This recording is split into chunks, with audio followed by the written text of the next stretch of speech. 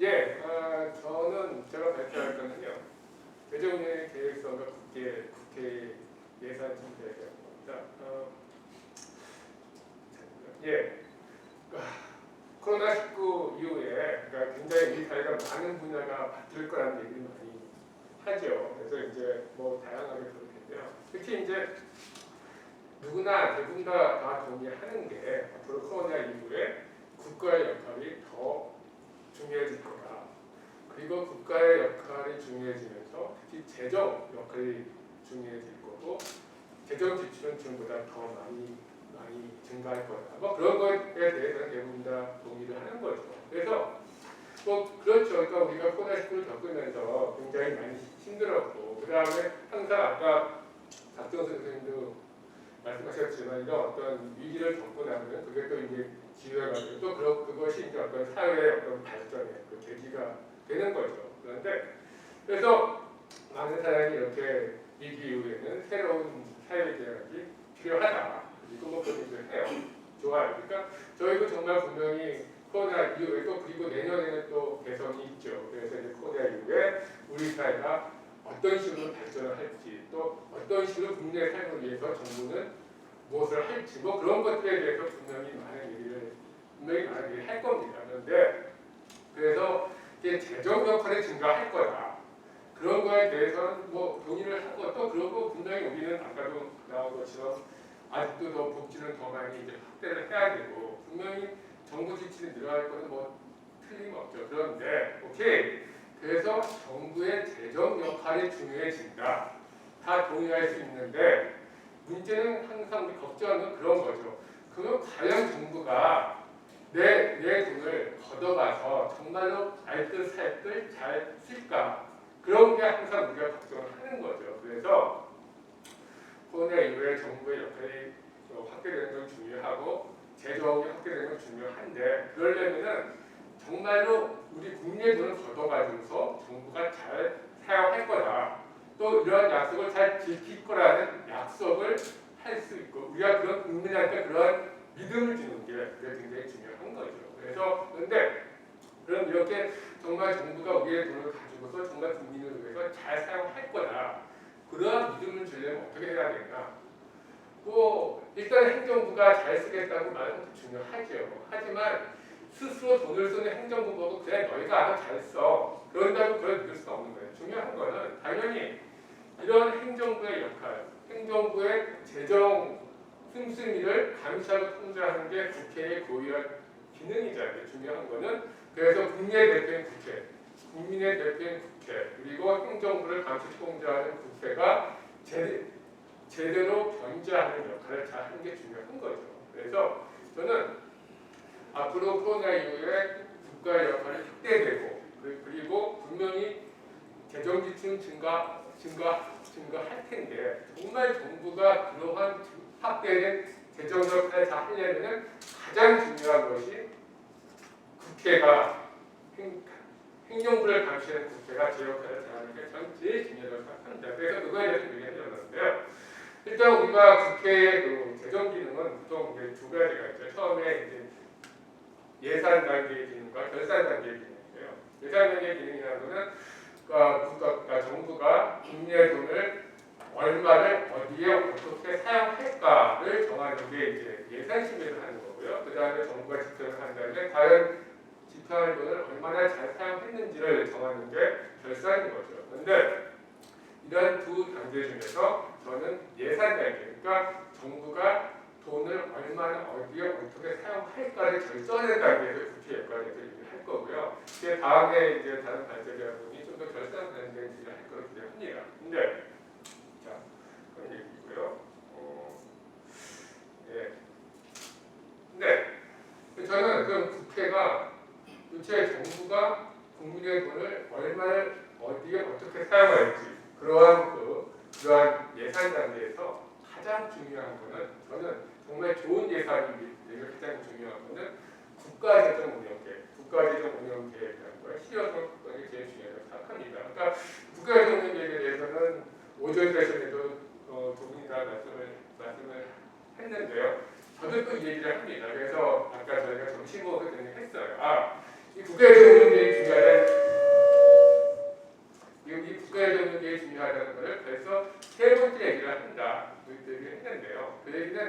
그만큼 국회의 재정 역할에서 국가재정 운영계획의 실효성을 확보하는 게 그만큼 중요하기 때문에 저희가 세 번째 얘기를 하는 겁니다. 그래서 3세 번이면 충분히 저희의 의미가 전달될 거라고 생각합니다. 자, 근데 우리가 이제 그 가을 되면 국회가 행정부의 예산안을 이제 내죠. 그런데 우리의 국가재정법에서는 행정부가 국회에 예산을 제출할 때 이 국가재정운영계획이라는 걸 같이 내게 돼 있죠. 이 국가재정운영계획이라는 건 이제 5년짜리로 계획을 하는 건데요. 근데 그러면 우리가 1년짜리 내년도에 예산을 제출하면서 향후 5년 동안에 그 계획에 대해서 꼭 반드시 같이 제출하게 법을 정할 이유가 있죠.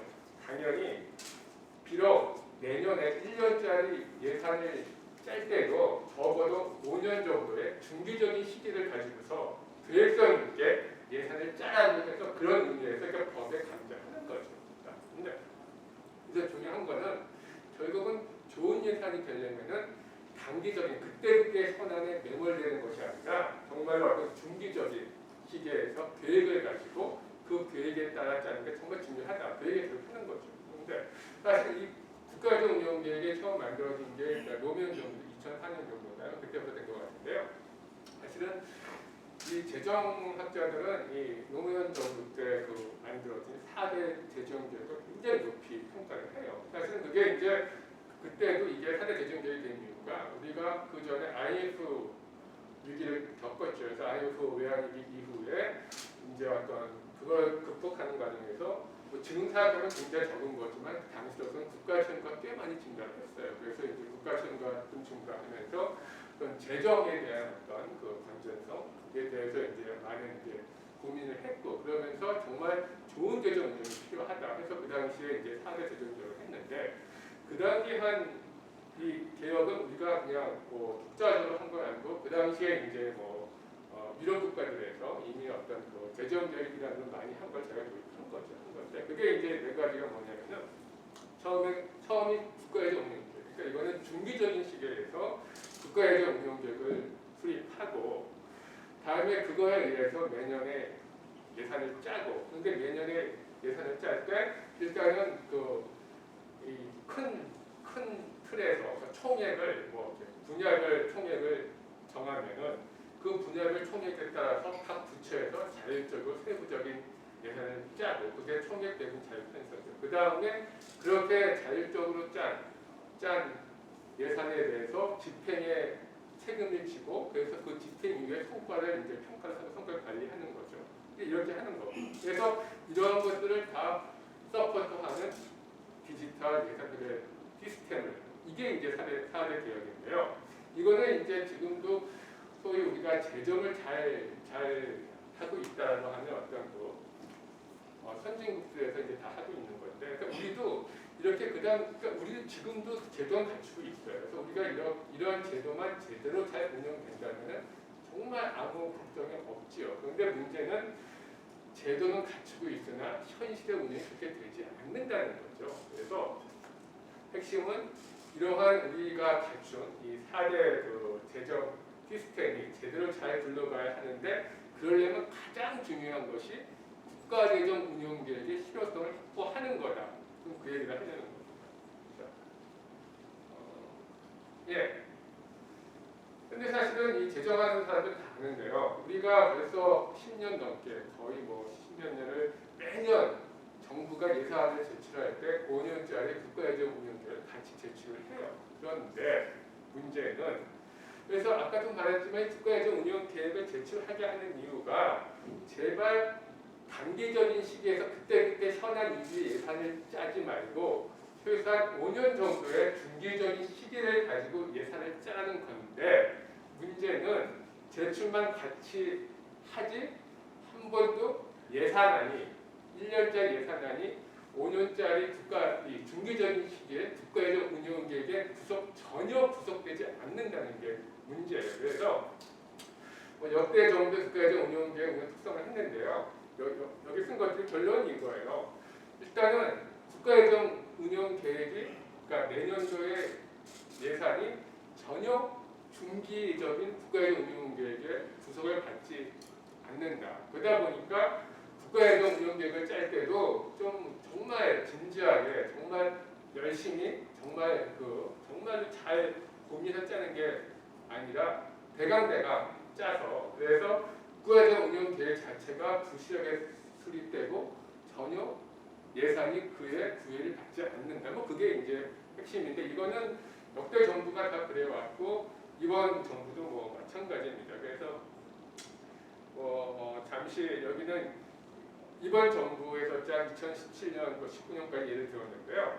우리가 2020년도엔 당연히 코로나 위기 때문에, 그때는 뭐 워낙에 큰 위기이기 때문에 당연히 그러니까 정말 계획이 없던 거기 때문에 굉장히 뭐 전혀 구애받지 않고 독자적인 위기 극복을 위한 예산을 짠 게 너무나 당연한데요. 2020년 말고 2017, 18, 19는 코로나에 상관없을 때, 근데 그때 짠 것도 보면은 굉장히 뭐 전혀 예산과 관련이 없고 전혀 어떤 계획에 따라서 짠 게 전혀 아니라는 걸 이제 보여주는 뭐 그런 건데요. 이거는 대부분 다 아는 거기 때문에 그냥 빨리 넘어가겠습니다. 예. 자, 제가 하려는 건요. 제가 뭐 앞에서 우리나라 국가예정 운영 계획이 굉장히 실효성이 없다는 얘기를 했는데요.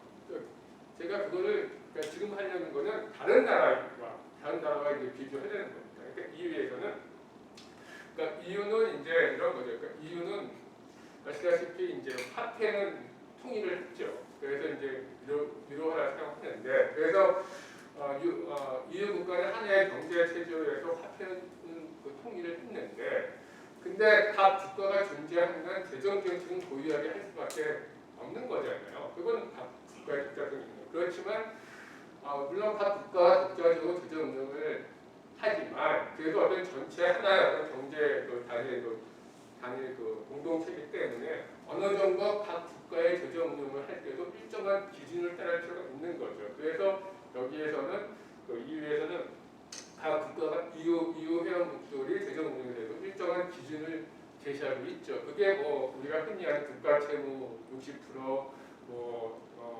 적자 3%, 뭐 이제 그런 것들인데요. 그러면서 EU는 매년 회원국들한테 중기 재정 계획을 당연히 수립하라 그러고, 다음에 각 회원국들의 중기 재정 계획의 수준을 퀄리티를 평가합니다. 그런데 평가 항목이 이렇게 5개로 되어 있어요. 그러니까 첫 번째가 얼마나 이게 중기 계획이 전체 재정을 포함하고 있냐 하는 거. 그 다음에 이게 중기 재정 계획이 얼만큼 예산과 관계가 있냐 하는 거. 두 번째. 세 번째가 이런 중기 재정 계획을 수립할 때 얼마나 국회가 개입할 수 있냐 하는 거.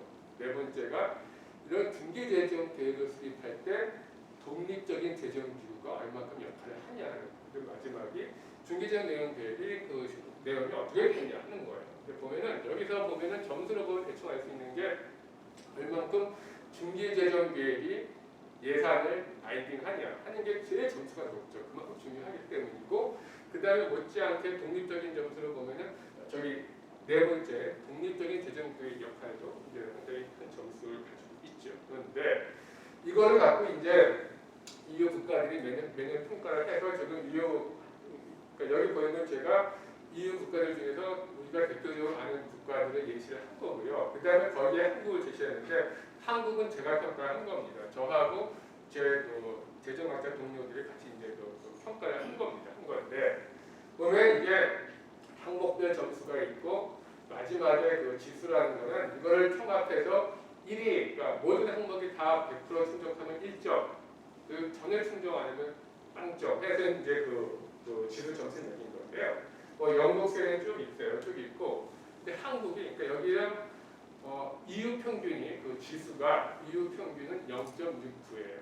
근데 한국은 0.22. 그래서 한국의 점수가 EU 평균의 한 3분의 1 정도밖에 안 됩니다. 안 되는데, 우리가 이렇게 점수가 낮은 걸 구체적으로 보면은 항목 1부터 항목 5까지를 보면은 점수가 대체로 안 좋지만 그 중에 0점인 게 항목 2, 항목 4예요. 항목 2가 뭐냐 하면은 거기 보면 항목 2가 얼만큼 중기재정 계획에 예산이 구속되냐 하는 게 항목 2. 우리 점수 0점. 그 다음에 항목 4가 이런 거. 항목 4가 뭐죠? 네. 중기재정 계획을 짤 때 독립재정기구가 얼만큼 관여하는가 하는 거거든요. 역시 우리는 0점이거든요. 그래서 그러니까 우리가 전반적으로 얘기는 우리나라 한국의 중기재정계획이 국가재정운영계획이 굉장히 실효성이 없다, 부실하다는 걸 보여주는데 그 이유를 다른 국가와 비교해 보니까 가장 문제되는 게 예산의 구속력이 없다는 거랑 독립적인 재정부 역할이 없다. 그게 가장 점수가 나쁘다는 걸 알 수 있는 거죠. 자, 그러면은 오케이, 그러면은 그럼 이런 국가재정운영계획 실효성을 확보해서 어떻게 해야 하냐 이렇게 얘기를 하는 건데, 사실 이거는 이미 우리가 이걸 벌써 10몇 년째 하고 오니까 이거에 대해서 많은 연구가 있어요. 그리고 오늘 오전 세션에서도 이제 두 교수님들이 비슷한 얘기를 했는데요. 이런 거였어요. 이 계획 수립의 전제가 되는 어떤 경제나 재정 전망, 경제 성장이라든가 앞으로 재정 수입이라든가 그런 어떤 전망을 할 때 이거를 행정부에 맡기면 굉장히 좀 편향적일 수 있으니까 독립적인 재정주의와 동작을 해야 한다든가, 다음에 재정 준칙을 설정해서 어떤 매년의 어떤 국가 채무라든가 아니면 적자 정도를 할 때 그런 어떤 재정 관리 목표를 명확하게 할 수 있게 하자는 거, 다음에 예산에 대한 수능력을 갖자는 거, 다음에 국회의 심리를 갖자는 거, 이런 것들이 이제 기존 연구들이 제안을 한 겁니다. 맞는데, 자, 그래서 이런 기존 연구들의 제안한 거를 바탕으로 제가 생각하는, 근데 결국은 기존 연구는 거의 비슷한데 그런 국가재정운영계획의 실효성 확보하는 방안에 대해서 얘기를 하렵니다. 첫 번째가 제 역할을 하는 독립적 재정기가 중요하다 이런 건데요.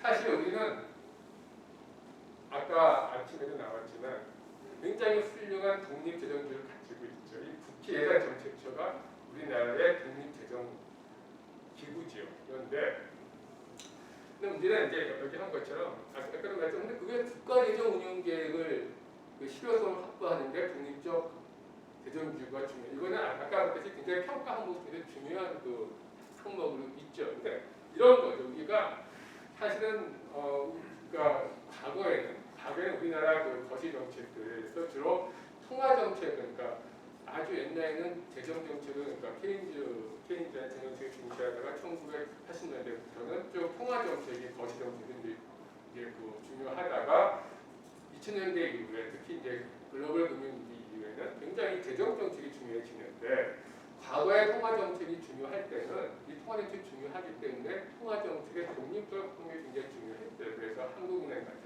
중앙은행 독립성이라든가 그게 되게 중요했는데, 마찬가지로 재정 역할이 중요해지고 재정 정책이 점점 더 중요해지면은 그만큼 이 재정 정책을 할 때 독립적인 그런 재정이 굉장히 중요해지는 거죠. 그래서 이거는 정말 사실은 오히려 2004년에 우리가 처음 도입할 때 그때만 해도 이렇게 중요하지 않고, 또 우리 예산정책처가 처음 수립될 때 물론도 중요하지만 지금같이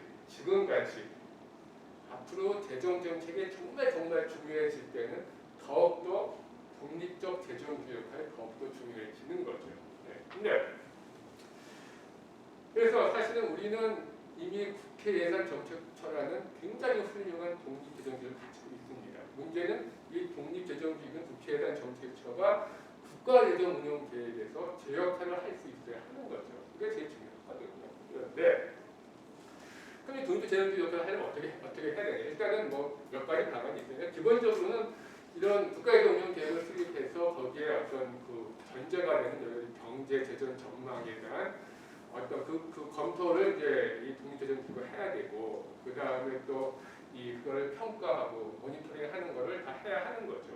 그런 건 기본적으로 그런 역할 부여는 굉장히 중요합니다. 중요한데 그보다 더 가장 중요한 거는 이 국회예산정책처가 이런 역할을 담당할 수 있으려면은 누구나 신뢰할 수, 정말 국회예산정책처는 독립적으로 이런 역할을 할 수 있다 라는 그런 신뢰가 바탕이 돼야만 그런 역할을 잘 할 수 있는 거거든요. 그러니까 제일 중요한 거는 우리의 독립재정기구인 국회예산정책처의 독립성을 강화하는 거죠. 그런데 사실은 이제 이런 독립재정기구가 우리만 있는 건 아니고요. 전 세계에 많이 있고, 특히 이렇게 재정 역할이 중요해지고 중기 재정 계획이 중요해지면서 아까 평가 항목이 있는 것처럼 각 국가가 독립적 재정기구와 제 역할을 하는 게 정말 중요하다는 게 점점점 많은 그 국가에서 이제 인정하는 거거든요. 그래서 보면은 이제 이런 각 국가의 독립재정기구가 얼마큼 독립적으로 역할을 잘 하냐, 그래서 이제 평가하는 게 또 있어요. 있는데 그 평가를 보면 예를 들어서 얼마 전에 몇 년 전에 나온 그 평가 결과인데요. 거기에 이제 이 OECD에 있는 26개 국가의 독립재정기구를 가지고 있는 26개 국가의 독립재정기구의 독립성을 평가한 게 있어요. 그때 우리 국회에서 전체 들어갔는데 전반적인 점수는 뭐 좋아요. 전반적인 점수 우리가 한 중간쯤 됐는데 문제는 그 평가 항목 중에 리더십의 독립성이라는 항목이 있는데 그 리더십의 독립성이라는 항목은 우리 예정처가 가장 점수가 나빴어요. 26개 최하점이에요. 근데 사실은 정말 국회의 독립성을 위해서는 어떤 리더십의 독립성이 제일 중요하죠. 그래서 사실은 제가 뭐 여기서 자세히 얘기하지는 않지만 중요한 거는 정말 재정 역할이 중요해질수록 계획성 있는 재정 운영이 중요하고 그러려면 국가재정 운영의 실효성을 확보해야 되는데 그러려면은 독립재정기구인 국제예산정책처가 제 역할을 잘 해야 되고 그러려면은 국제예산정책처가 정말로 독립성을 갖는 게 확고한 독립성을 갖는 게 가장 중요하다. 그 얘기만 강조하고 이 파트 넘어가겠습니다. 그다음 두 번째가 이제 그 재정 준칙인데 이거는 아까 오전 세션에 나온 거고요. 결국은 재정 준칙이라는 것은 사실은 재정의 지속 가능성 확보를 위한 거죠. 그리고 이런 재정의 지속 가능성을 확보한다는 건 결국은 우리가 국가재정 운영 계획을 수립하는 중요한 목표이기도 하는 거죠. 그래서 이런 국가재정 운영 계획에서 어떤 그 재정관리 목표 변수 같은 거 설정할 때 그 기준이 될 수 있는 거죠. 그래서 사실은 오전에도 나왔지만 재정 준칙을 어떻게 되면 중요한데요. 근데 문제는 근데 중요한 거는 꼭 재정 준칙이라도 그것이 굉장히 엄격하게 어떤 경지적인 게 아니거든요. 그러니까 이거는 경기 대응적인. 그래서 정말 좀 침체 시에 좀 확장할 수 있고 하지만 또 상황이 좋으면은 좀 더 긴축할 수 있는 그런 식으로 해서 어떤 경기 대응적이면서 동시에 지속 가능성을 확보한 그런 기능을 해야 한다는 그런. 세 번째가 국회 통제 혁신을 강화하는 겁니다. 그러니까 아까 제가 처음에 얘기한 것처럼 정말 국가 재정 운영 계획의 필요성에 제일 중요한 거는 매년의 예산이 그 국가 재정 운영 계획에 따라서 그 중기 계획에 따라서 매년의 예산이 짜여지는 게 가장 중요한 거예요. 그게 이제 제일 중요한 건데 그게 국가 재정 운영 계획이 있는 이유인 거죠. 그런데 그래서 그러려면은 적어도 예산 심의하는 국회에서 이 예산이 국가재정 운영 계획에서 벗어나게 되면은 그거를 통제해주는 그런 장치를 국회가 가져야 하는 거죠.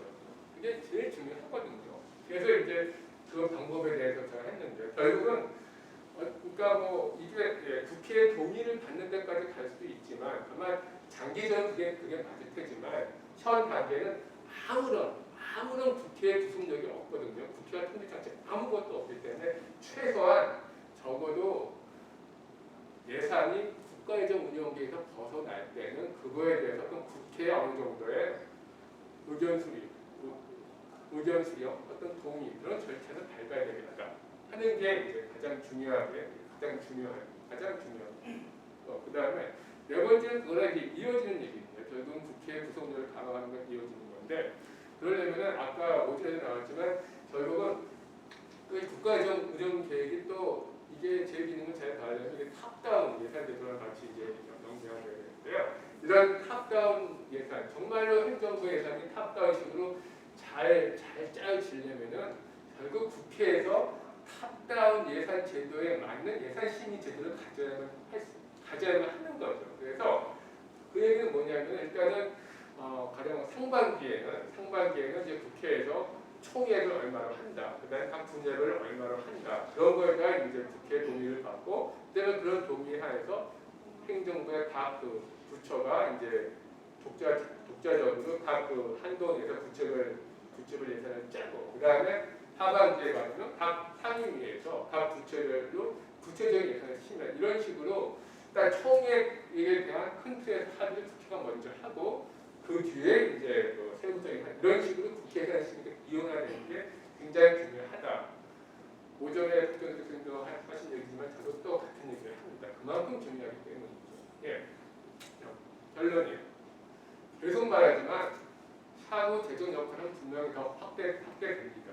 그리고 그러려면 역할이 확대될 만큼 그만큼 역할을 잘 해야 하는 거고 그런 역할을 잘할 때는 국회가 제일 중요하다. 국회가 제일 중요하다. 제가 사실 이거를 딴 데서 발표하니까 그 얘기를 해요.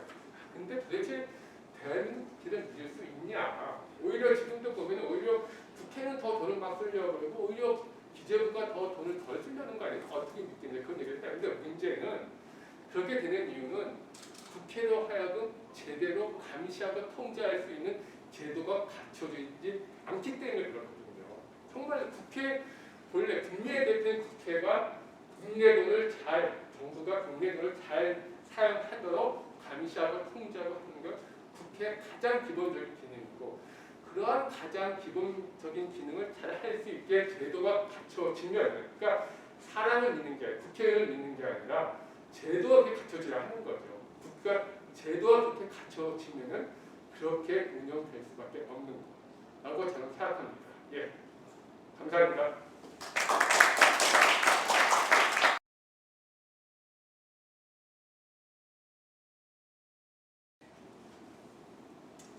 안녕하세요. KDA 국제정책대학원의 유철입니다. 제가 오늘 발표할 내용의 제목은 법안 비용 추계와 탑다운식 예산안 심의 과정입니다.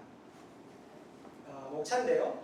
먼저 법안 비용 추계에 대해서 간단히 설명드리도록 하겠습니다. 그리고 20대 국회를 바탕으로 해서 법안 비용 추계 제도의 활용도를 분석해 보도록 하겠습니다. 세 번째로는 법안 비용 추계 제도의 활용도를 저해하는 우리나라 국회의 예산안 심의 과정의 문제점에 대해서 얘기해 보도록 하겠고 마지막 결론 시사점에서는 그럼 법안 비용 추계의 활용도를 제고하기 위해서는 어떻게 해야 하는 것인가 제언을 해보도록 하겠습니다. 법안 비용 추계 제도는 재정수반 법률안이 시행될 경우에 예상되는 재정 지출의 순 증가액이나 재정 수입의 순 감소액을 추계하는 제도입니다. 현재 우리나라 제도 하에서는 국회 예산정책처가 모든 재정수반 법률안에 대해서 비용을 추계하고 있습니다. 이런 비용 추계 제도의 목적은 재정수반 법률안에 대한 비용을 추계해서 법률안의 비용을 사전에 점검하고 법안을 발의하고 심사할 때 이런 의사결정의 핵심 정보를 사용해서 결과적으로는 국가의 재정 건전성을 관리하는 것이 법안 비용 추계 제도의 목적입니다. 여기서 재정수반 법률안이라는 것은 해당 법률안을 통해서 도입하는 정책의 목적을 달성하기 위해서는 국가 또는 지방자치단체 예산 및 기금 등 통합 재정이 변동되어야 하는 법률안을 의미합니다. 쉽게 말씀드리면 재정수반 법률안이라는 것은 비용을 수반하는 법률안이라고 이해하시면 되겠습니다. 이런 재정수반 법률안은 크게 세 가지 형식으로 발의가 됩니다. 먼저 법안을 발의하는 발의자가 법안을 국회에 제출할 때 비용 추계를 함께 지출하는 방식이 있고 두 번째는 법안을 제출할 때는 비용 추계를 제출하지 않고 법안 비용 추계 의뢰서를 제출함으로써 비용 추계 제출의 의무를 가름하고 이후에 예산정책처가 법안 비용을 추계하면 국회에 제출하는 방식이 있습니다. 세 번째로는 국회위원회 수정안, 대안 그리고 위원회안에 대해서도 예산정책처가 비용 추계를 하도록 되어 있습니다. 재정수반 법률안에 대해서 비용 추계가 의뢰되었을 때 국회 예산정책처는 크게 세 가지 방식으로 비용 추계의 결과를 회납합니다. 첫 번째가 비용 추계서이고요. 두 번째가 비용 추계서 미첨부 사유서고 세 번째가 비용 추계서 미대상 사유서입니다. 비용 추계서라는 것이 우리가 주로 알고 있는 그 공식 비용 추계서를 말씀드리는 것이고 이 비용 추계서의 주요 내용들은 먼저 비용 추계의 결과가 설명이 되고 이런 재정을 수반하는 요인들은 어떤 것인지 설명이 되고 그리고 이런 비용 추계의 주요 전제들은 무엇인지 상세한 내역들 그리고 부대의원과 작성자들에 대해서 설명이 되어 있습니다. 그리고 비용 추계서 미첨부 사유에 대해서는 크게 세 가지가 있습니다. 예상되는 비용이 연평균 10억 원 미만이거나 한시적인 경비로서 총 30억 원 미만인 경우, 그리고 비용 추계 대상이 국가 안전 보장이나 군사 기밀에 관한 내용인 경우, 그리고 의안의 내용이 너무 선언적이고 공고적이어서 법안을 가지고는 비용 추계가 기술적으로 어려운 경우에 대해서 비용 추계 미청구 사유서를 첨부하고 있습니다. 이러한 비용 추계 제도의 기본적인 이해를 통해서 우리나라 비용 추계 제도가 국회 예산안 심의 과정과 법률안 심사 과정에서 어느 정도 활용되고 있는지 정량 분석을 해봤습니다. 20대 국회 전체 법률안에 대해서 저희가 분석을 해봤는데요. 아시다시피 20대 국회는 2016년부터 2020년까지 5년이었습니다. 이 기간 동안에 전체 법률안 발의 건수는 24,141건이었습니다.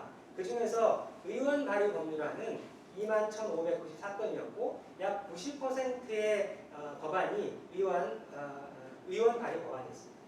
그 중에서 재정수완 법률안은 6,633건인데요. 이는 의원 발의 법률안 대비 30.7%가 재정수완 법률안이라고 이해하시면 될 것 같습니다.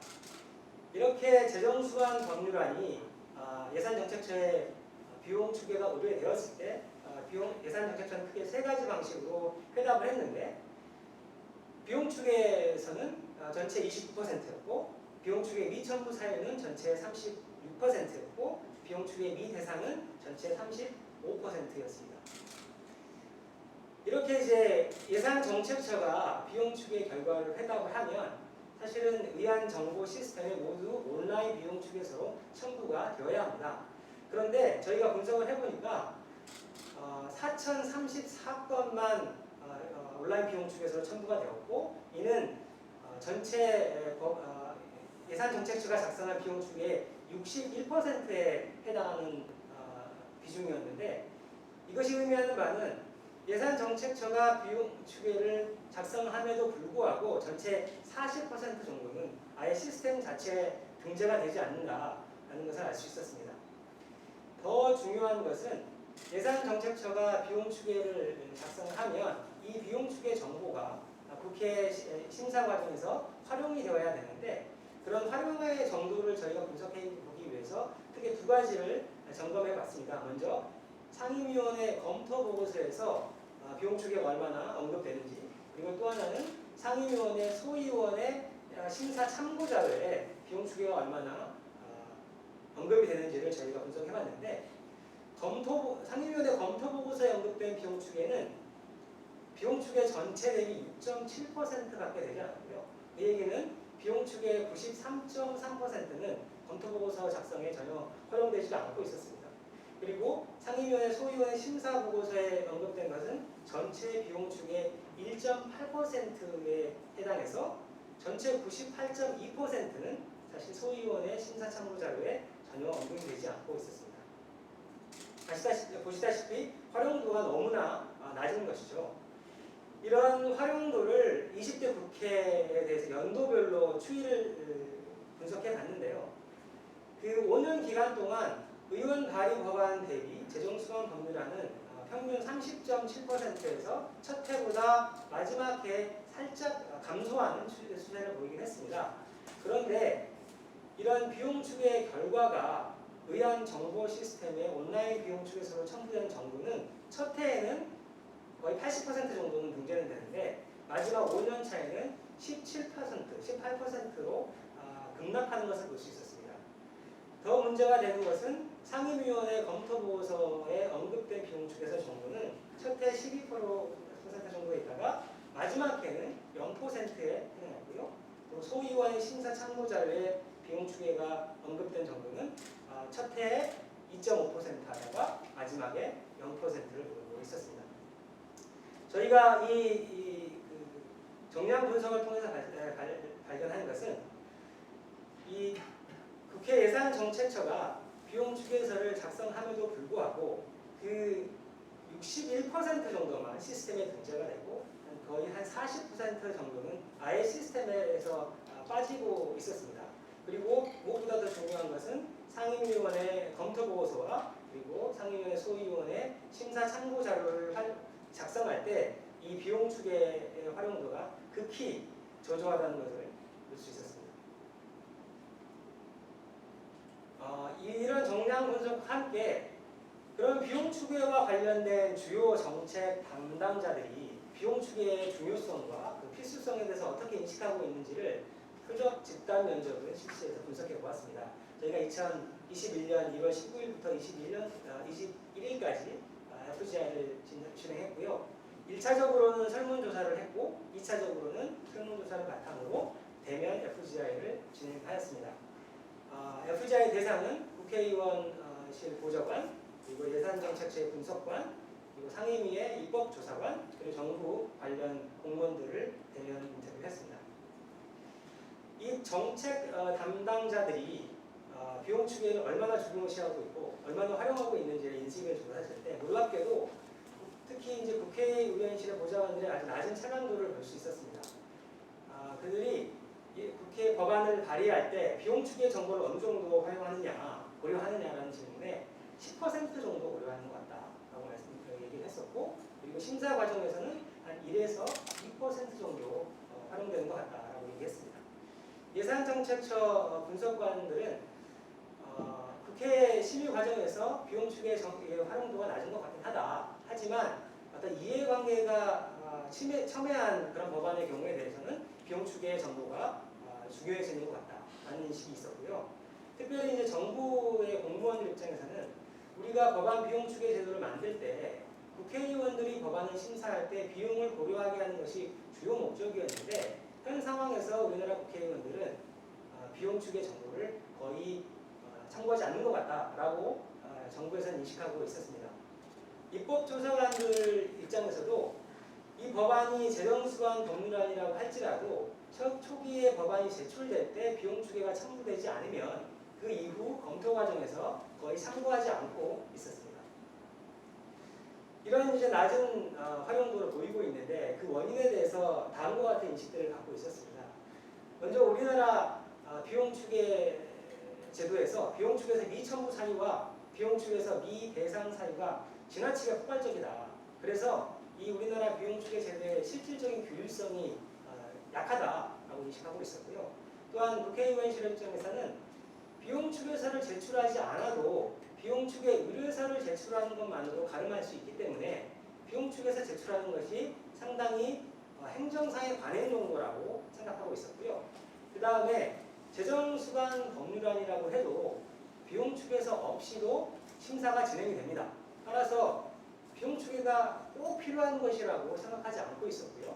또 이 정책 담당자들은 위원회에서 계속해서 법률안은 수정될 것이고 또 법률안을 결정하는 건 정치적인 과정이기 때문에 발의 단계에서 비용 추계의 효용은 그렇게 높지 않다라고 생각하고 있었습니다. 그리고 마지막으로는 우리나라에서 법안을 만들 때 대부분 법안의 내용이 포괄적으로 규정이 되고 어떤 비용이나 세부적인 내용은 시행령들을 통해서 위임명령으로 만들어지기 때문에 우리나라 법안을 통해서 비용 추계를 하는 것은 실질적인 한계가 있다. 그러니까 기본적으로 이 정책 담당자부터 비용 추계에 대한 어떤 중요성이나 필수성에 대한 인식이 매우 낮았습니다. 하지만 비용 추계에서 그 자체의 객관성이나 신뢰성에 대해서는 대부분의 정책 담당자들이 동의하고 있었습니다. 저희가 이제 인식 분석을 통해서 저희가 발견할 수 있었던 것은 비용 추계와 관련된 주요 정책 담당자들이 비용 추계에 대한 중요성이나 필수성에 대해서 매우 인식이 낮았고요. 그러다 보니까 법안을 발의할 때나 법안을 심사할 때나 비용 추계 정보가 실질적으로 활용되지 않고 있었습니다. 이렇게 우리 법안 비용 추계 제도가 활용되지 않는 근본적인 원인이 저는 제도적인 맥락에서 있다고 생각을 하는데 가장 중요한 우리나라 국회 예산안 심의 과정에 있다고 생각을 합니다. 우리나라 예산안 심의 과정은 상향식 의사결정을 따르고 있고 3단계의 심의 과정을 따르고 있습니다. 상임위원회에서 예비심사를 하고 예산결산특별위원회에서 종합심사를 하고 그리고 본회의에서 의결하는 과정을 따르고 있는데요. 상임위원회 예비심사는 소관부처에 대한 이시적인 심사를 하는 것이고 예산결산특별위원회 종합심사는 거시적인 심사를 하는 것이 제도의 본래 취지입니다. 하지만 이런 제도의 본래 취지에도 불구하고 실질적으로는 다음과 같은 문제들이 있는데, 먼저 상임위원회의 예비심사는 증액 위주의 심사를 하고 있습니다. 제가 아시다시피 재정수반 법률안으로 제정이 되면 재정당국은 그 사업에 대해서 예산을 배정을 해야 됩니다. 따라서 소관부처 입장에서는 재정수반 법률안을 더욱더 많이 제정하고자 하는 유인이 있습니다. 문제는 이러한 것들을 전체적으로 조율해 줄 수 있는, 규율해 줄 수 있는 시스템이 없다는 것이 문제입니다. 그리고 예산결산특별위원회의 종합심사도 원래 목적대로 거시적인 심사를 하는 것이 아니라 예산안 등 조정소위원회 심사가 예비심사처럼 미시적인 심사를 계속해서 중복하고 있습니다. 따라서 우리나라 예산안 심의 과정에서는 거시적인 심사, 그리고 총량적인 심사가 미흡한 것이 근본적인 문제입니다. 이렇게 상향식 그리고 증액 위주의 예산 심사 과정 비용 결정에 미치는 영향은, 비용 결정에 되는 방식이 사업별 비용 그리고 법안별 비용을 합치면 그것이 소관위원회의 비용이 됩니다.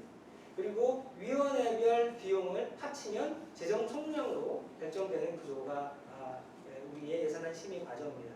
이러한 과정에서는 그 어떤 부분에서도 비용이 크리티컬한 포인트가 되지가 못하고 있습니다.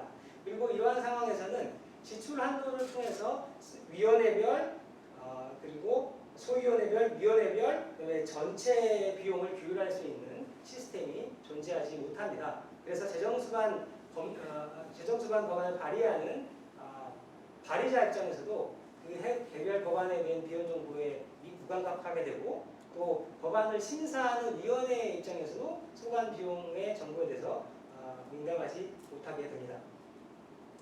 그리고 우리나라는 재정 규모를 규율할 수 있는 국회 내부의 어떤 결의안이나 재정 준칙도 존재하지 않기 때문에 이러한 문제들이 더 가중된다고 볼 수 있습니다. 이러한 예산안 심의 과정이 상향식으로 유지되고 있기 때문에 그 안에서 우리 법안 비용 추계 제도가 제대로 활용되지 못하고 있고, 그 결과가 저희가 앞에서 봤던 정명분석에서 본 것처럼 제20대 국회에서의 그 낮은 인식과 낮은 활용도의 결과를 보이게 되는 것이라고 저희는 분석했습니다. 그러면 어떻게 해야 될 것인가? 라는 질문에 대해서 저희는 우리나라 국회 예산안 심의 과정을 전향적으로 뒤집어야 한다고 생각합니다. 전향적인 전복이 필요하다고 생각합니다. 현재 우리는 탑다운식, 상향식 예산안 심의 과정을 취하고 있는데, 이러한 과정을 전향적으로 뒤집어서 하향식 그리고 탑다운식 방식으로 개편을 해야 된다고 생각합니다.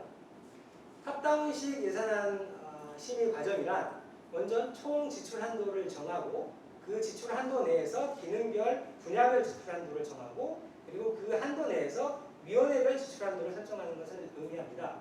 그리고 예산안 심의 과정은 이 지출 한도를 준수하면서 위원회가 소관 예산안을 심사하는 것을 의미합니다. 이렇게 탑다운식 예산안 심의 과정을 생각할 때 참고할 수 있는 제도가 미국 연방의회 탑다운식 예산안 심의 과정입니다.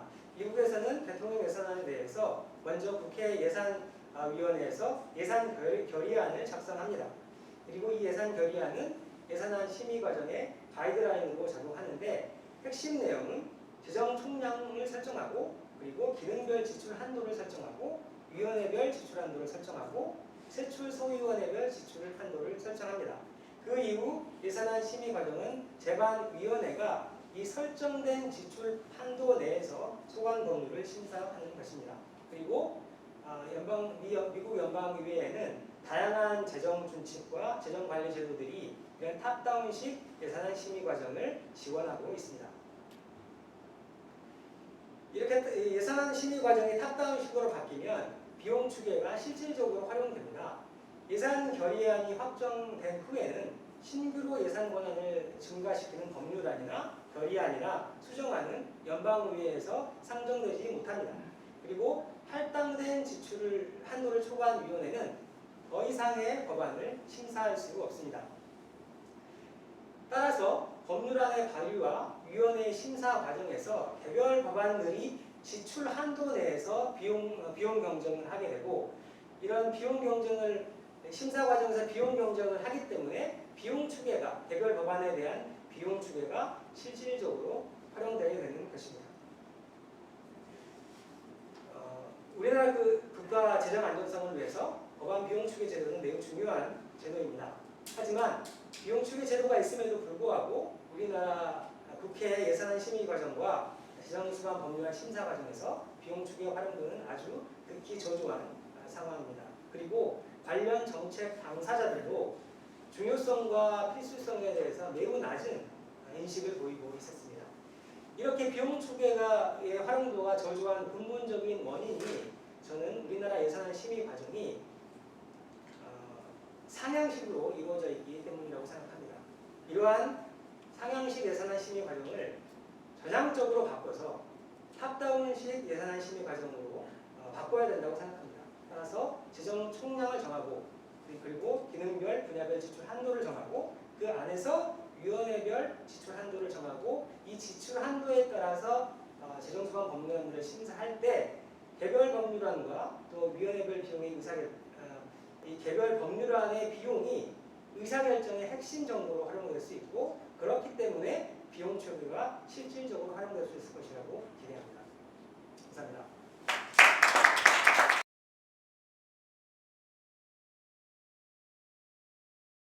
네, 반갑습니다. 제가 이제 마지막 세션의 마지막 이제 발표인데요.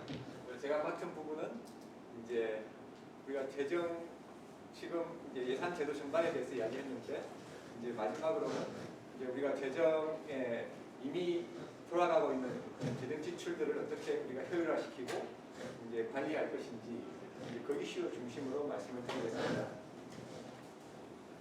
첫 번째 간단히는 이제 왜 우리가 이미 쓰고 있는 지출에 대한 재배분이라든지 관리가 중요한지, 이제 그러한 백그라운드화되는 우리나라 재정 상황에 대해서 간단히만 말씀을 드리고요. 그리고 두 번째로는 이제 우리 현재 우리가 이제 그 재정 지출에 대한 관리라고 할 때 특히 재정 효율화시키기 위해서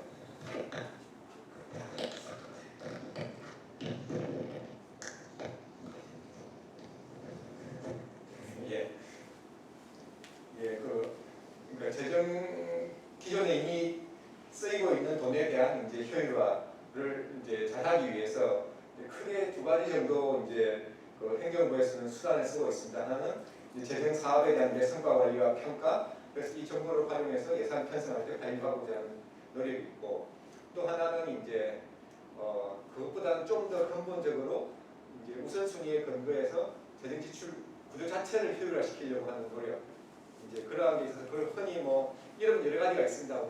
뭐 영어로는 스펜딩 리뷰, 뭐 스트래티직 리뷰 이런 용어들이 쓰이고, 우리나라에서는 그동안 뭐 지출 검토, 뭐 전략적 지출 분석, 뭐 다양한 용어로서 이제 그러한 노력을 또 이야기를 하고 있습니다. 그래서 크게 한 두 가지 트랙 정도로서 이제 우리가 이미 쓰고 있는 재정 사업에 대한 지출, 이제 그걸 관리한 내용들이 있는데, 그래서 그 두 가지에 대해서 간단히 우리나라의 현황 말씀을 드리고, 또 한계도 말씀을 드리고, 또 이제 이런 일을 할 때 이제 개선돼야 될 과제도 있고, 동시에 이제 행정부가 사실 이런 노력들을 기본적으로 하긴 하지만, 이제 특히 이제 이 일종의 독립적인 재정기구 내지는 분석 능력이 있는 이제 국회에 있는 이제 국회 예산정책처가 이제 어떠한 기여를 할 수 있는지, 이제 그리고 어떠한 앞으로 이 시스템이 잘 발전을 한다면은 또 행정부가 어떤 협업할 가능성이 있는지, 이제 그 중심으로 이제 말씀을 드리고 마치도록 하겠습니다. 그런데 이러한 기존에 이미 쓰고 있는 지출에 대한 관리도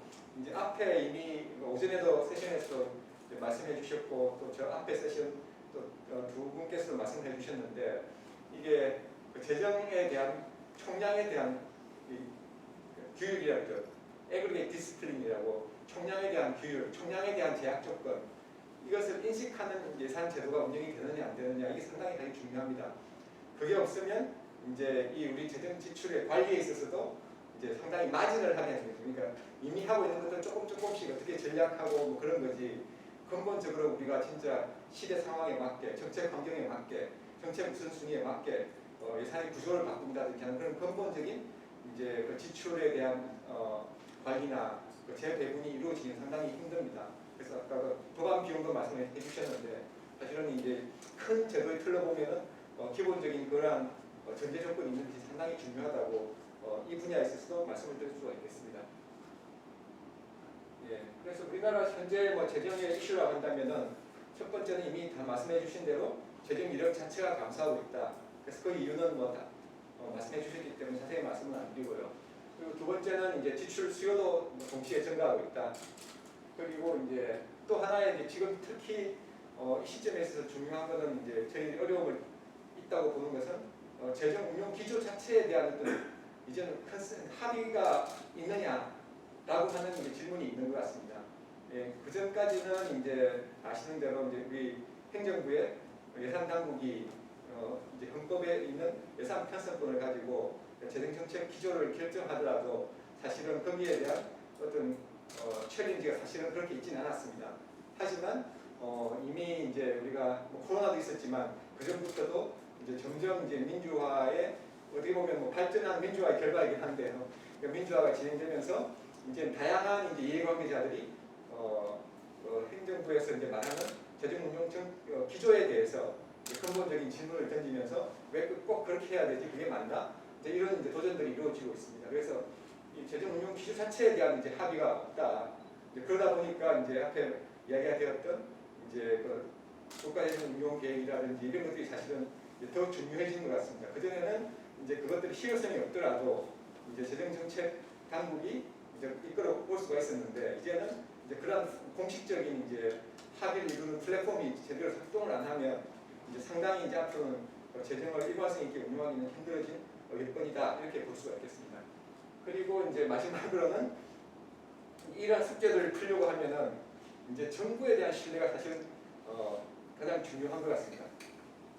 특히 이제 뒤에 조금 보여드리겠지만 이제 우리가 재정을 확대할 수밖에 없는 이제 여건인 부분이 있는데요. 이제 그렇게 가려고 하면은 당연히 이제 국민의 부담도 늘어날 수밖에 없고 이제 여러 가지 이슈들이 이제 있는 것 같습니다. 이때까지 재정 정책 기조가 좀 바뀌어야 되는 이슈들이 있는데 이제 그것이 되기 위해서는 이제 정부에 대한 신뢰, 좀 더 한 걸음 더 나아가면 이제 국민 사이의 신뢰 이런 것들이 이제 상당히 중요한 것 같습니다. 그래서 그 우리가 흔히 이제 북유럽 복지국가를 이야기하는데 이제 그쪽에 보시면은 북유럽 국가들 정부에 대한 신뢰도를 보시면은 그 OECD나 갤럽 결과를 보시면 그쪽 국가들이 다 탑입니다. 최상위 수준의 이제 신뢰 수준을 가지고 있는 거죠. 그래서 물론 이제 그러한 신뢰가 형성된 데는 하루아침에 된 것은 아니고 여러 가지 이제 역사적인 배경도 있고 뭐 그렇습니다만은 이제 반면에 이제 우리나라는 OECD 평균 뭐 조사 결과에 따라 다르긴 한데 평균 정도 내지는 평균이 못 미치는 그러한 수준의 신뢰 수준을 가지고 있습니다. 그러니까 이제 이런 것들 시사하는 바는 이제 이러한 어려운 이제 재정 여건 속에서 이제 이걸 극복해 나가기 위해서도 인프라도 그렇게 만만하진 않다. 상당히 도전적인 과제들이다라고 볼 수가 있겠습니다. 그리고 이제 시사적으로 이제 보여드리려고 한 가지 보여드리는 건데 이제 그 코로나 때문에 이제 재정 지출이 뭐 확대되고 이런 건 어쩔 수는 없는데 이제 그러면 코로나 이후에 우리가 재정 운용 기조가 어떻게 갈 것인지에 대한 그 그림이 있느냐라고 볼 때 이제 저희 나라를 보시면은 이제 이게 아마 저희가 볼 때 그 OECD 그러니까 IMF에서 이제 우리나라 국가재정 운용 계획을 보고 이제 추정을 한 것 같은데요. 보시면은 이제 우리는 그 재정 적자 폭이 그러니까 이게 통합재정 수지입니다. 그 기준인데 폭이 이게 코로나가 영향이 벗어난다고 보이는 2023년 이후에도 크게 달라지지 않는 그냥 계속 적자를 간다라고 하는 그런 이제 트렌드를 계획을 가지고 있다고 볼 수가 있고요. 반면에 이제 흔히 말하는 우리 그러니까 네덜란드, 스웨덴, 뭐 덴마크, 독일, 오스트리아 이런 나라들이 사실은 이제 유럽에서는 이제 프룩을 뭐 4, 5 이래서 이제 재정을 아주 그러니까 디스플린을 가지고 운영하고 이제 유럽 국가 사이에서도 이제 이 국가들의 어떻게 보면 재정 제도라든지 시스템이 이제 일종의 그 벤치마킹 케이스가 되고 그 룰들을 인포스하는 그런 나라들이라고 볼 수가 있는데요. 이제 보시면 이쪽은 다 이제 2023년부터는 적자를 줄이고 거의 다 균형 내지 흑자로 전환하는 그러한 이제 중기 계획들을 가지고 있습니다. 그래서 이 부분이 이제 저희들이 이제 좀 염려하는 부분인 거죠. 과연 우리는 이제 계획이 있느냐라고 하는 이슈가 있습니다. 그리고 이제 우리 국가재정운용계획 얘기가 지금까지 많이 나왔는데 이 출발점이 정말 중요하다 이제 그런 이야기인데 역사적으로 국가재정운용계획이 노무현 정부 때 들어오고 그 이후에 쭉 국가재정운용계획 트렌드를 보시면은 크게 한 세 가지 시기가 있는 것 같습니다. 첫 번째는 이제 그래도 이제 그 경제 여건에 따라서 첫 번째 이게 이제 이 적자 폭이고 이 기준은 지금 현재는 관리재정 수준입니다. 보시면은 이제 그 다음에부터 이게 이제 계획인데 보시면은 이제 이게 이제 이상적이면 이제 그 다음에 이제 실현된 적자 폭이 일치가 돼야 되겠죠. 하지만 그건 오차가 있을 수도 있고 틀릴 수 있는데 보시면 그래도 이제 2012년 이때까지는 보시면 지난해 2013년 한 이때까지는 이제 보시면은 외부 요인에 의해서 이렇게 적자 폭이 쉬프트하는 경우는 있지만 가급적이면 중기적으로 계획을 일관성있게 가려고 유지하려고 하는 한번 쉬프트하더라도 다시 이제 원래 궤도로 돌아가려고 하는 이제 그런 노력이 있는 시기라고 볼 수가 있습니다. 13년부터 보시면은 이제 트렌드가 달라지는 게 매년 이제 계획을 세울 때마다 이제 적자폭을 줄이겠다는 준비 계획들을 세우긴 하지만 매년 적자폭이 확대되는 형태로 쉬프트하는 이제 그 추세를 볼 수가 있고요.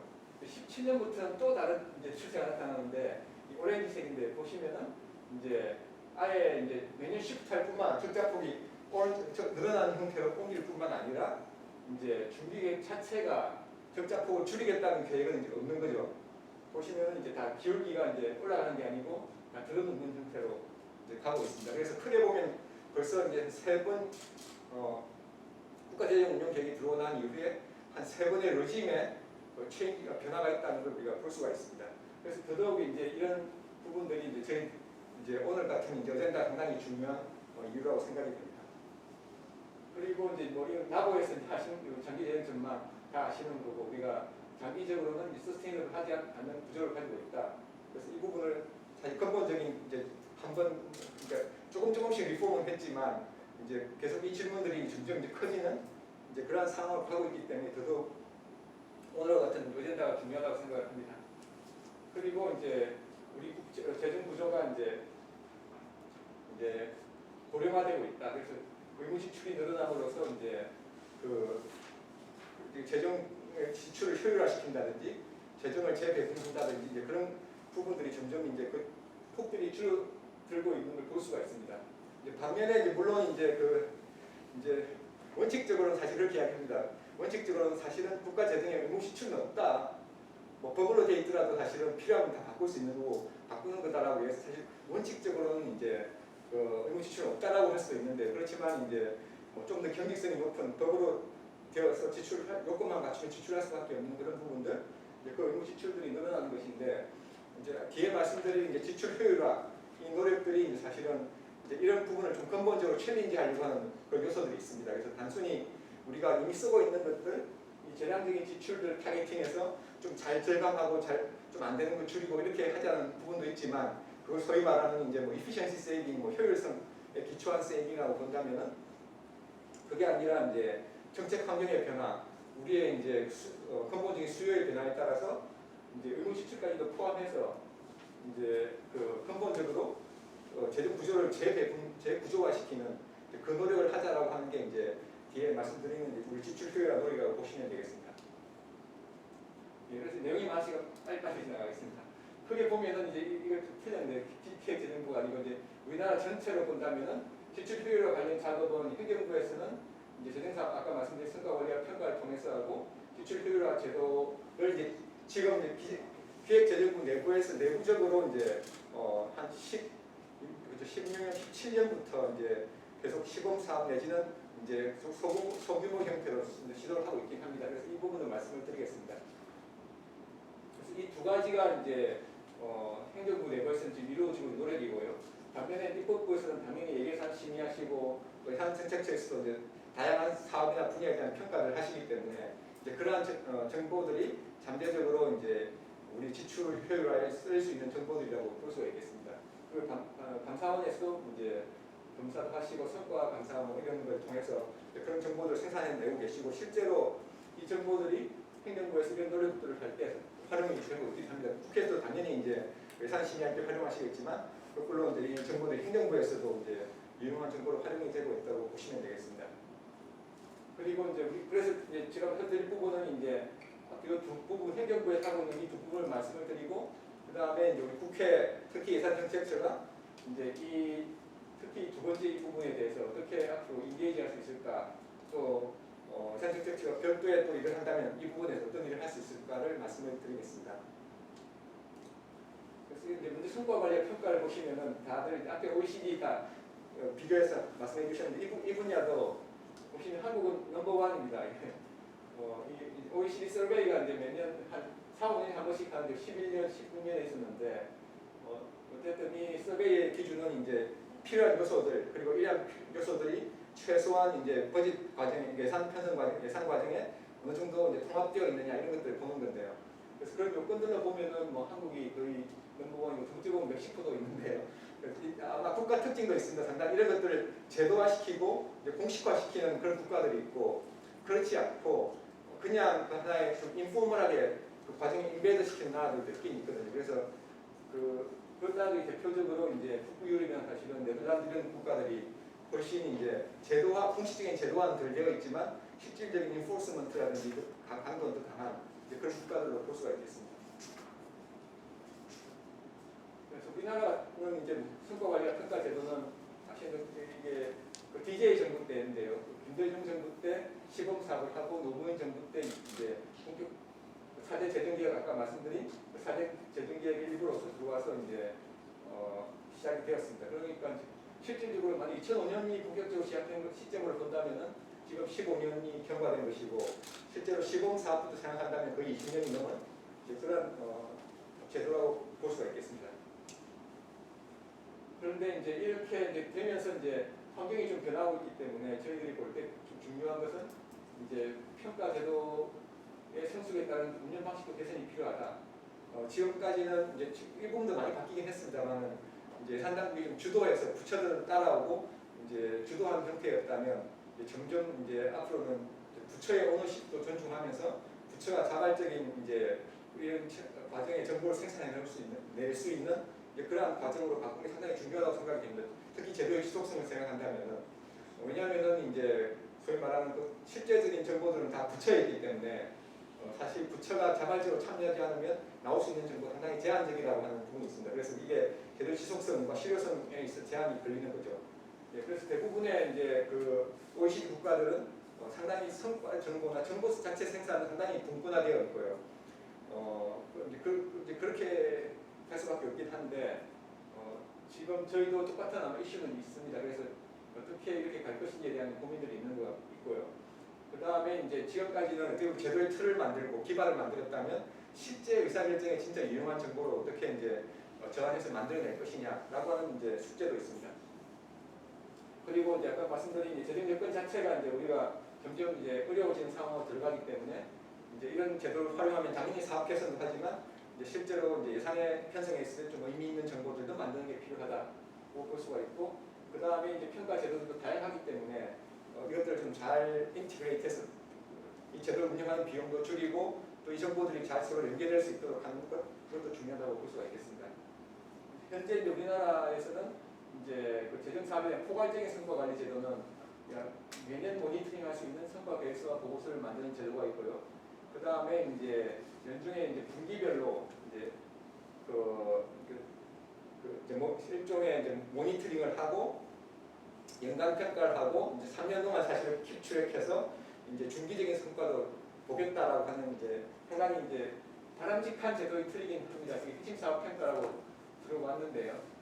근데 이게 이게 사실은 상당히 어려운 그 제도라서 상당한 전문성과 이니셔티브와 지속성이 필요한데 이제 그 인프라 제대로 저희들이 안 되어 상태에서 운영이 되었기 때문에 결국은 올해로서 이제 끝나는 계획으로 되어 있긴 합니다. 그렇지만 이제 저희 전문가들 입장에서 볼 때는 이 소위 말하는 문제 해결형 사업 성과 관리와 평가 이거에 대한 어젠다는 여전히 살아있다고 볼 수가 있겠습니다. 그게 여건이 되면 이 방향으로의 전환 내지는 도입이 필요하다고 보고 있고요.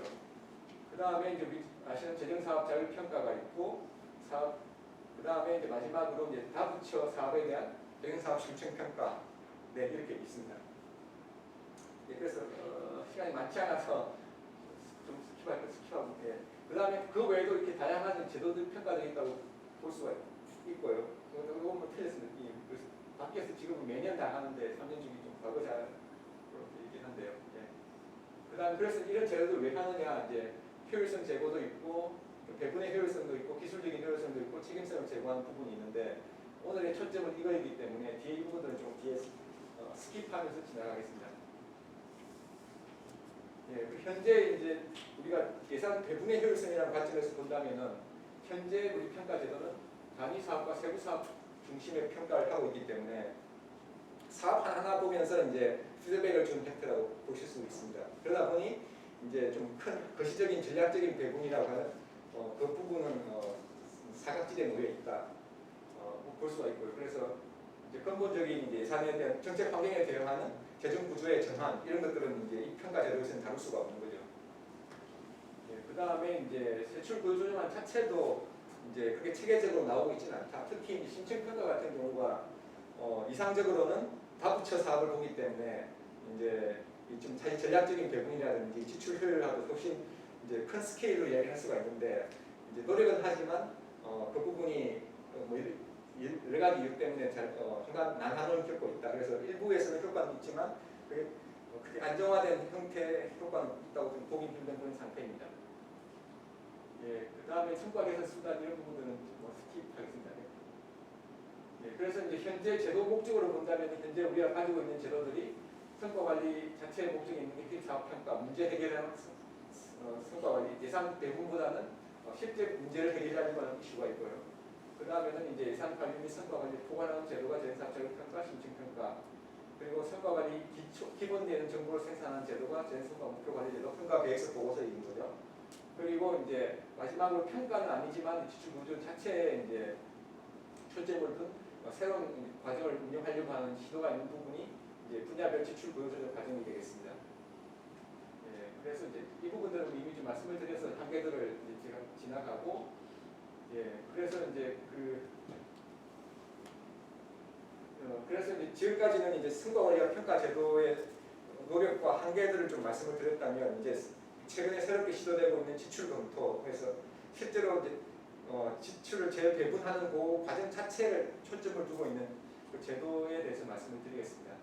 그래서 국제뭐 동향 이런 것들은 나중에 자료에 설명이 있으니까 보시면 될 것 같습니다. 이게 뭐 간단히 말씀을 드리면 이러한 이제 성과 관리와 평가 외에 지출 구조 자체에 초점을 둔 스펜딩 리뷰 프로세스를 이제 뭐 과거에도 이제 OECD 국가들 중에서는 시도를 했었는데 이제 국제 금융위기 이후에 이 제도가 이제 상당히 이제는 좀 스탠다다이즈되고 이제 제도화되고 버짓 예산 편성 과정에 하나의 요소로 자리 잡는 그런 추세가 있긴 합니다. 그래서 보시면은 이제 그 과거에는 그 2011년 서베이에 따르면 16개국이 한다고 되어 있는데 지금은 27개국이 넘고 대부분이 이제 실제 OECD 이런 회의에 가더라도 스펜딩 리뷰가 아주 중요한 어젠다 중에 하나입니다. 어떻게 잘할 수 있을까? 그래서 이 부분은 이제 상당한 모멘텀을 얻었다고 볼 수가 있고요.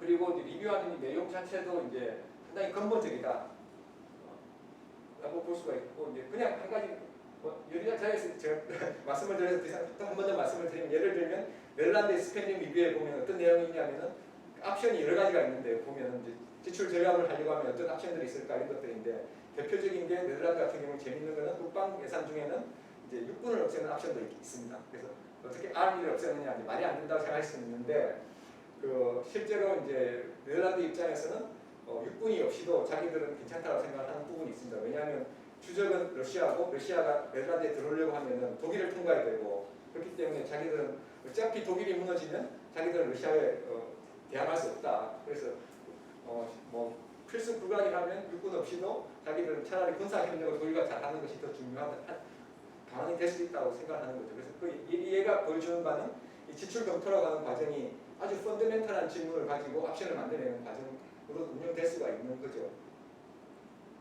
예, 그래서 이제 뭐 이 과정들의 테크니컬한 이슈들은 좀 스킵을 하고요.